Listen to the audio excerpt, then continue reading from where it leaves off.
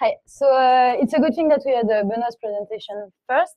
What we say isn't contrary, but it's more complementary. I work at Toucantoco, and what we do is a SaaS application to create your own DataViz application. We do a lot of data storytelling, and we have a very simple approach. It's mostly bar charts and line charts. Very simple approach to DataViz. So I'm going to try and give you how to apply DataViz principles to an app where our concern is that we have to reuse our graphs and that we cannot do one-shot custom development. So it's not as wow as DataViz, but it's a different approach.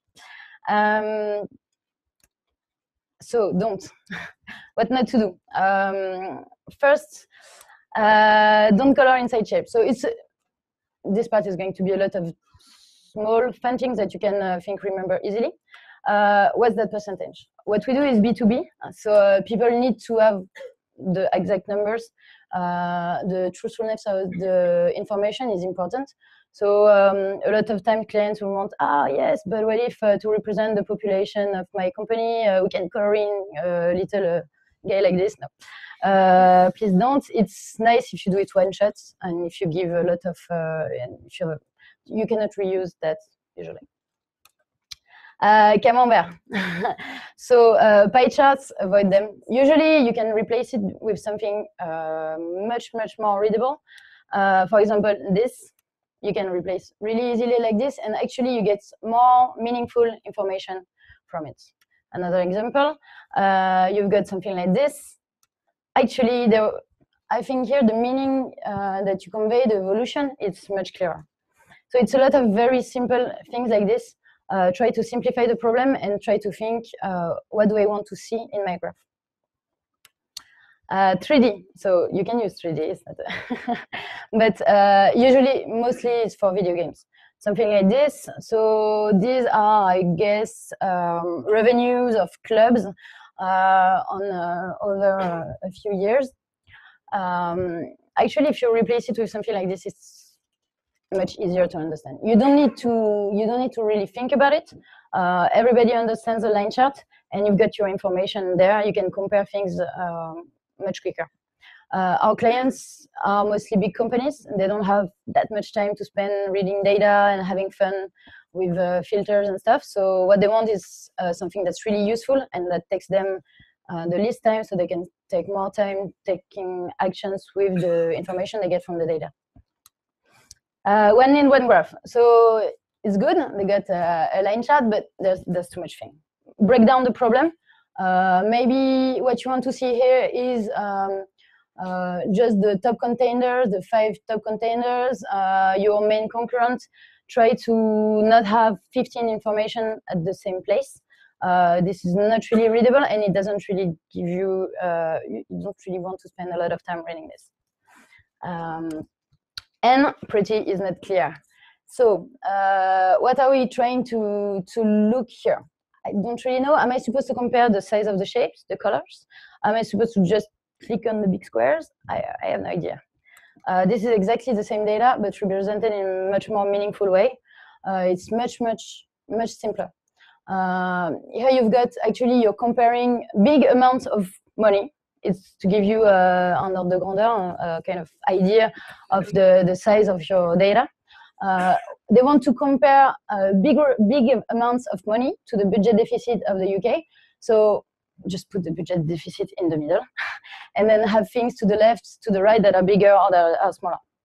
It's actually very efficient, and someone that doesn't know a lot about data, doesn't really like data, is going to have the information very quickly. What's the message that you want to pass with your graph? So some principles. This is going to be a little bit like Benoit. Find the red circle. Where is it? Actually, it's not very hard, but what about this one? I think it's much simpler. When we compare the two, just be easy to your user. It's the same kind of things that you will, same kind of concepts that you will work through with user experience, ergonomy. It's always make it easy for your user, because you might be in love with your product, but your user wants to use your product. They don't want to necessarily dive in everything. How many small circles inside the big circles? Maybe 5, 6. How many small bars inside the big one? I think it's 7, 6, 7. Usually to compare, if you want to compare areas, it's can be kind of difficult. We are much better with lengths. I'm not going to repeat everything that Benoit said, but we have some things that we are better at than others. Use the things that we are good at. Okay, so to summarize, again, I'm not going to go through everything again. We have at Tukantoko, our main point is to compare things. We have a lot of quantified data, so we need to be able to know what it means and to know what's important really fast. So that's more what we use. Takeaway. So how do you apply this? What are the main things that I always think about when I see a new data visualization, when I see a new screen, when I see something, if I have to critique something? First thing is to prioritize. It's stupid, but put the main important thing bigger in the middle. It has to be obvious. Is it simple? So keep it simple. What's the story also? Think, okay, this graph, but is it good? Is it bad? I don't know. And I'm going to talk a little bit about animations because everybody wants animations and we are developers, so we do things that can be animated. So what's the main info? If you have 10 seconds to spend on your graph, I'm going to show you a little bit of a demo after that. If you have 10 seconds to spend on your graph, what is the first thing that you're going to do? What is the first idea that you're going to get from the graph? You have to make it match between what is the first thing that the user is going to do and what is the first thing that is going to get. If you have something that doesn't match, then maybe there's something wrong with your visualization. For example, the first thing that someone is going to get, oh, there's a nice spot here, but the main info that you wanted to pass through the graph was maybe, I don't know, to compare gross incomes from 2 different companies. If the people are attracted to something that's insignificant, you've done something wrong. Try to make these 2 things match. Is it simple? The squinting eye test. Look at your user when he first sees your visualization. Is he doing like this? If he's doing like this, maybe you have to make it a bit more obvious to him. Maybe you have to make it a bit simpler, or maybe you have to give him comprehension keys before he sees the graph. So he's not, oh, I don't understand, next. Usually that's what people do when they don't understand something. Either they really want, they're really interested, they have an interest in really knowing, so they will spend the time, but usually people won't give you the time. So it has to be obvious to them. So is it good or is it bad? Is it? So this is my one GIF. Enjoy it. Swimming when it's hot out and when it's cold out. So context is important. Is something good? Is something bad? You have to give context. You can give comparisons. You can give sentiments with colors. Usually red is bad, green is good.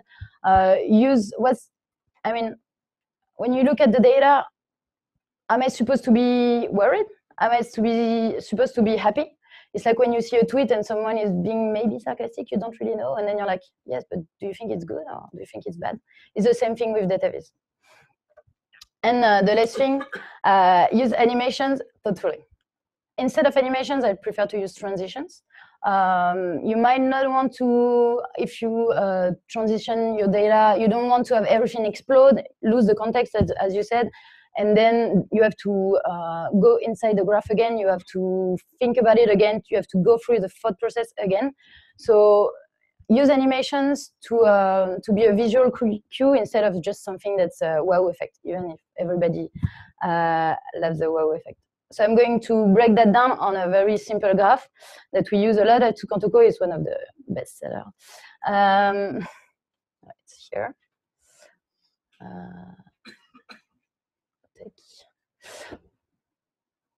So this is a very simple bar chart representing units sales and sales in terms of revenue for luxury brands. Maybe if I zoom.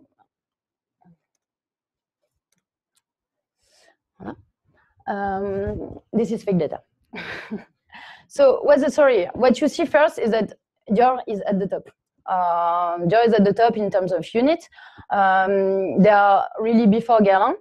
They are before everybody else. You can see that their bars is still a lot bigger than the rest. They're really in the top division. That's the main info that you get. It's very simple. It's a top.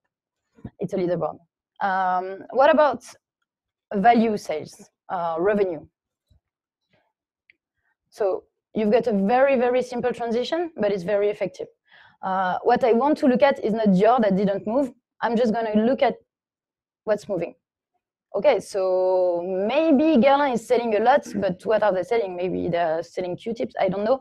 But it's not getting them as much revenue. Hermès is selling less, but it's selling more in terms of income. So that's the first thing that you want to do. Also, you can see that we have here big buttons. Here are small buttons. This is the value for July, and this is the value year to date. That means it's the cumulative sum from January to July. Usually, when we conceptualize a visualization with a client, they say, oh yes, I want to filter on this dimension, I want to filter on this dimension, I want to filter on this dimension, and then you get Kibana, you get an exploration tool that's not very user-friendly. So what we have tried to do in the design of our product, this is really something that's been used with all of our clients, is that we've voluntarily kept the number of buttons to a minimum. If you put too much stuff here my screen is really big, so it doesn't really work. But if you're on an iPad, you've got a lot less space. You cannot put more than 4 buttons. This is to force our clients to prioritize. Yes, you want to filter on everything. That's nice. You can do it. But first, when you look at the graph, what are you going to look at if you have 10 seconds? If I have 10 seconds, I'm going to look at who's on top, and then I might want to see, yes, but is that top still in terms of revenue? Should I sell my products at a better price? And then maybe if I want to spend a little more time, I'm going to see, okay, so this is just July, but maybe it's just seasonal. So what about from the beginning of the year? And then I can see, if I want to go a little bit deeper, I can see that here we have things that are red and green. It's very easy. It's good or bad. This is the evolution. I can then sort on who's done the best growth and who's done the worst. And then if I really want to dive in more, the last thing I will look at is this. It's just the, how should I say, this is the evolution of that metric over time, over 12 months. So use a hierarchy in the visual elements of your visualization. Make it really simple for your users, and use animations to a small minimum. And I think that's it. Maybe it was a little faster. Do you have a? I can maybe show you something else. I have no idea. I have no idea what's in this one. For example, this is a visualization that's usually quite hard to do on Excel. So a lot of our clients are really happy to have it on the shelf. You have the value in July 2016 and the value in July 2017. It's really easy to see that this is going to be the breakdown of your value, of your revenue. And then you can dive in if you want to. We don't need to expose everything at first to the user. If you dive in, then you will see that some products did a better growth, some had less sales, and you will editorialize. I think I invented that word, but think about the story here. Do I want to look at okay, these products are good, these products are bad? I don't I don't need to think about it. So I think that's it for my presentation.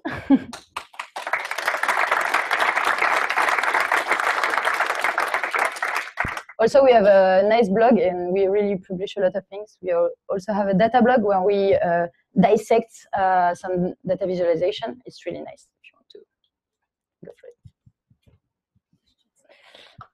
Questions?